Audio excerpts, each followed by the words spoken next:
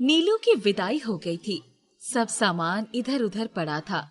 नलिनी बेसुध अपने कमरे में चादर से मुंह ढके पड़ी थी। बार बार अम्मा के बुलाने पर उसका रुदन तीव्रतर होता जाता था। नलिनी, अपने आप को संभालो बेटी। नीलू अपनी ससुराल ही गई है।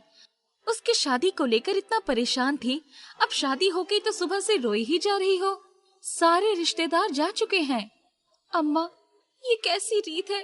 अपने ही कलेजे के टुकड़े को किसी अजनबी को सौंप दिया जाता है। यही रीत है बेटा। खैर, जो बीत गई उसको सोचकर क्यों परेशान हो रही हो? बस खैर मनाओ कि नीलू की ससुराल वालों को उसके पिता के बारे में कुछ भी पता ना चले, वरना बारात लौट गई होती। अम्मा, उस इंसान का काला साया मैं नीलू पर किसी कीमत पर नहीं पड़ने दूंगी। उसने मेरी जिंदगी नरक बनाई, मैंने सह लिया, पर अपनी बेटी के सुनहरे भविष्य को संवारने के लिए मैं उस आदमी की जान ले लूंगी। नलिनी ने अस्त व्यस्त कमरे को ठीक किया, नहाकर आई तो थोड़ी ताजगी महसूस की। नीलू के कमरे में गई तो फिर रुलाई फूट पड़ी। वही बिस्तर पर बैठ गई। जब मैं ब्याह कर आई थी तो कितनी कम उम्र थी मेरी।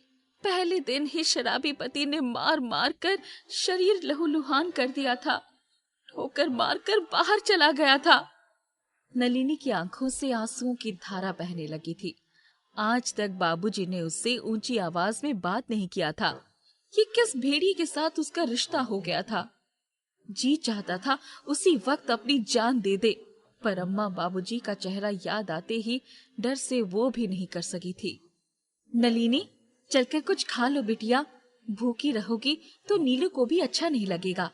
मैं भी चली जाऊंगी, तब कैसे संभालोगी अपने आप को? अम्मा, तुम कहीं नहीं जाओगी। भैया भाभी को जरूरत होगी तो आकर ले जाएंगे।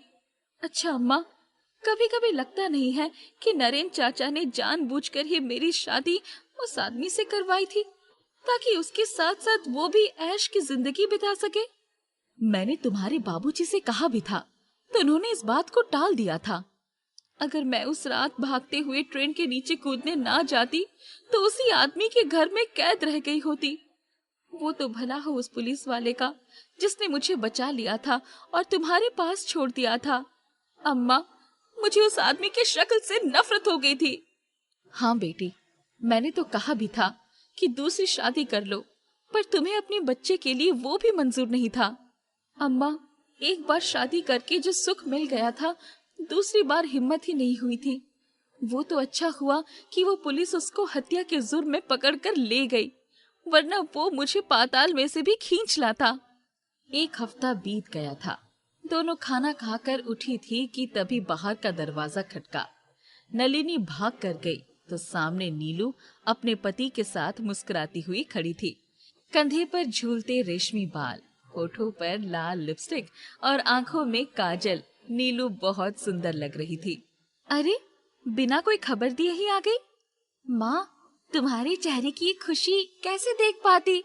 हम शिमला जा रहे हैं, सोचा तुमसे मिलती जाऊं। अंदर आने को नहीं कहोगी? अरे, मैं तो बावली हो गई हूँ तुझे देखकर। आओ, अंदर आओ। नीलू अपना आंचल लहराती हुई रोहित का हाथ पकड़कर अंदर आ गई। नलिनी का दिल खुशी से बल्लियों उछल पड़ा, क्योंकि उसे बार बार यही लगता था कि उसका दुर्भाग्य उसकी बेटी का पीछा न करे। अब वह आश्वस्त हो गई थी। माँ, आज रात हम यही रहेंगे। सुबह की ट्रेन है। खाने में सादा ही बनाना। कई दिनों से दावत ही खाई जा रही हूँ। रोहित को तो कुछ हल्का ही खाना है। अरे, पहली बार ससुराल में खाएंगे, सादा क्या खिलाऊं? माँ, हम लौटते समय फिर आएंगे, तब अपनी इच्छा पूरी कर लेना। तुम्हारी खातिरदारी के चक्कर में ऐसा ना हो कि हम जा ही ना पाए। ठीक ही तो कह रही है नीलू, तुम तो बेकार में ही परेशान हो रही हो। बैठकर बेटी दामाद से बातें करो। मैं रोहित के पास जाकर बैठती हूँ, वरना वो अकेला फील करेगा। नीलू छन छन पायल खनकाती ऊपर वाले कमरे में चली गई। दूसरे दिन सुबह सुबह ही दोनों चले गए। नीलू को देखकर मेरा अपना सपना साकार हो रहा है। मैंने भी तो ऐसे ही जीवन साथी का सपना देखा था। क्या गलत किया था? वो इंसान तो इंसान कहलाने के लायक ही नहीं था। अब तो खुश हो ना? हाँ माँ, मेरी नीलू ऐसी ही मुस्कुराती रहे बस, कुछ और नहीं चाहिए मुझे। मेरे जहन में बस यही था कि दुनिया के सारे मर्द उसके जैसे ही होते हैं। चलो, अब तुम्हारी नीलू खुश रहे, हमें भी शांति मिलेगी। अब मैं कल निकल जाती हूँ। कल से तो तुम्हारा भी ऑफिस है। हाँ अम्मा, लेकिन तुम अकेले कैसे जाओगी? कल मुन्ना आ रहा है, उनके साथ ही चली जाऊंगी। अम्मा, वो अपने ऑफिस के काम से आ रहे हैं, तुम्हें कैसे ले जाएंगे? बिटिया समझा करो, एक बार घर छोड़ दिया ना तो हमारी जगह भी वहीं से खत्म हो जाएगी। अभी तो हमारे पास एक कमरा है, दालन है, अलमारी है। तुम्हारी भौजाई वैसे ही रोज सुनाती रहती है कि पैसे की तंगी है, कमरा किराए पर उठा दे तो कुछ पैसे आ जाएं। अम्मा, पहले तो ऐसा नहीं था, अब खर्चे बढ़ गए हैं, लड़की बड़ी हो गई है। ठीक है, जाओ।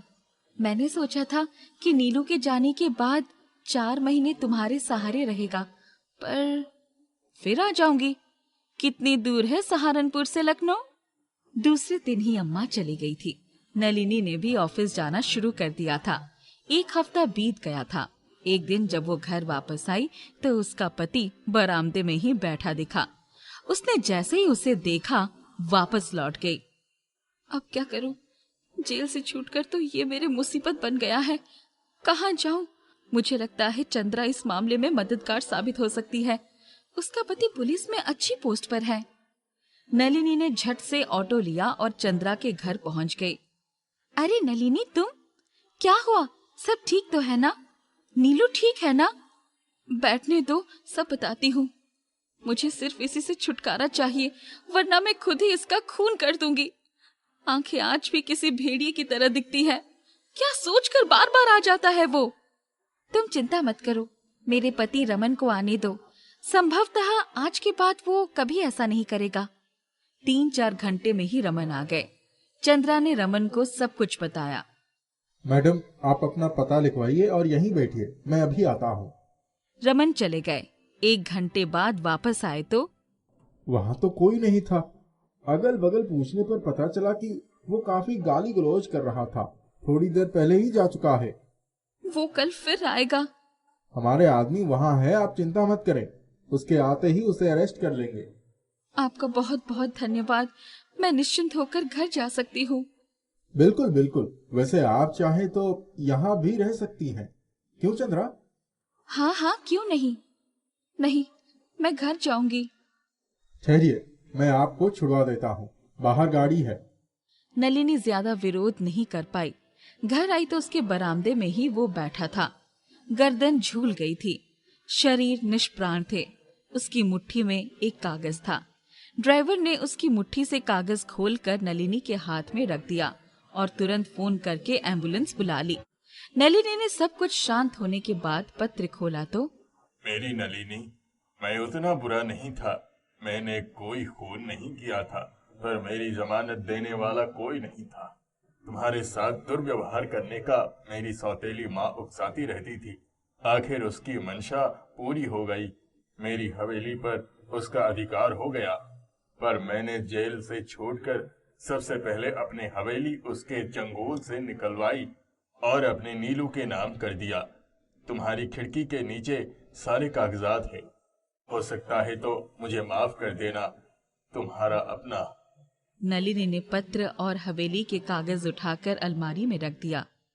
नीलू की वसीयत है, उसको जो करना होगा करेगी।